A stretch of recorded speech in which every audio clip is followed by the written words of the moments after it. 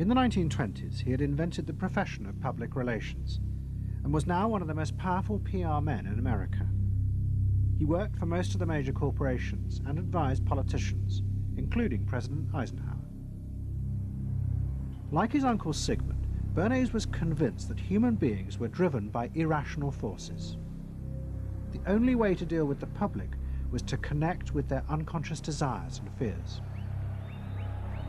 Bernays argued that instead of trying to reduce people's fear of communism, one should actually encourage and manipulate the fear, but in such a way as it became a weapon in the Cold War. Rational argument was fruitless. What my father understood about groups is that they are manipulable, they're malleable, and that you can tap into their deepest desires or their deepest fears and use that to your own purposes. I don't think he felt that all those publics out there had reliable judgment, that they very easily might vote for the wrong man or want the wrong thing, so that they had to be guided from above. One of Bernays' main clients was the giant United Fruit Company. They owned vast banana plantations in Guatemala in Central America. For decades, United Fruit had controlled the country through pliable dictators. It was known as a banana republic. But in 1950, a young officer, Colonel Arbenz, was elected president. He promised to remove United Fruit's control over the country. And in 1953, he announced the government would take over much of their land. It was a massively popular move, but a disaster for United Fruit, and they turned to Bernays to help get rid of Arbenz.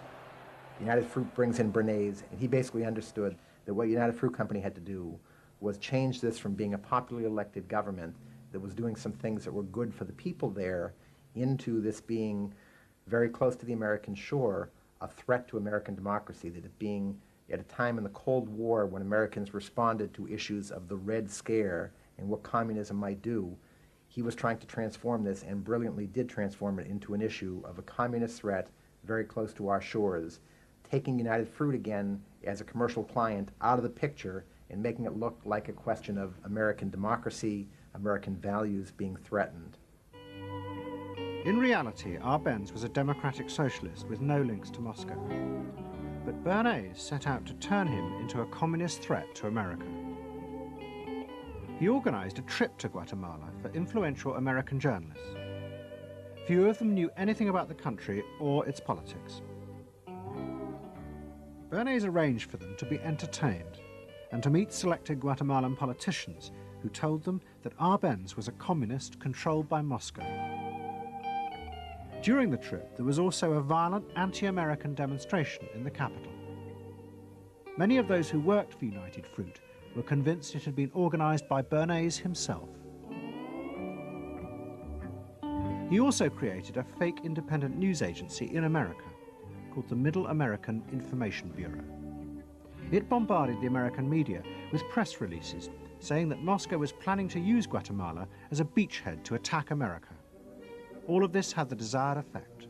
In Guatemala, the Jacob Arbenz regime became increasingly communistic after its inauguration in 1951. Communists in the Congress and high governmental positions controlled major committees, labor and farm groups, and propaganda facilities. They agitated and led in demonstrations against neighboring countries and the United States. What was profoundly new in terms of what Bernays did is he took this menace to our backyard in Guatemala. For the first time, we saw Reds a couple hundred miles from New Orleans, who Eddie Bernays had us believing were a true threat to us, that it was going to be a Soviet outpost in our backyard. But what Bernays was doing was not just trying to blacken the Arbenz regime. He was part of a secret plot. President Eisenhower had agreed that America should topple the Arbenz government, but secretly. The CIA were instructed to organize a coup. Working with the United Fruit Company, the CIA trained and armed a rebel army and found a new leader for the country called Colonel Arbenz. The CIA agent in charge was Howard Hunt, later one of the Watergate burglars. What we wanted to do was have a terror campaign to terrify Arbenz particularly, terrify his troops, much as the German Stuka bombers terrified the population of Holland, Belgium, and Poland at the onset of World War II, and just rendered everybody paralyzed. As planes flown by CIA pilots dropped bombs on Guatemala City, Edward Bernays carried on his propaganda campaign in the American press. He was preparing the American population to see this as the liberation of Guatemala by freedom fighters for democracy. He totally understood that the coup would happen when the public and the press, when conditions in the public and the press allowed for a coup to happen, and he created those conditions. He was totally savvy in terms of just what he was helping create there in terms of this overthrow. But ultimately he was reshaping reality, reshaping public opinion in a way that's undemocratic and manipulative. On June the 27th, 1954, Colonel Arbenz fled the country, and Armas arrived as the new leader. Within months, Vice President Nixon visited Guatemala. In an event staged by United Fruit's PR department, he was shown piles of Marxist literature that had been found, it was said, in the presidential palace. This is the first time in the history of the world that the communist government has been overthrown by the people. And for that we congratulate you and the people of Guatemala for the support they have given. And we are sure that under your leadership, supported by the people whom I have met by the hundreds on my visit to Guatemala, that Guatemala is going to enter a new era in which there will be prosperity for the people together with liberty for the people. Thank you very much for allowing us to see this exhibit of communism in Guatemala. You're welcome.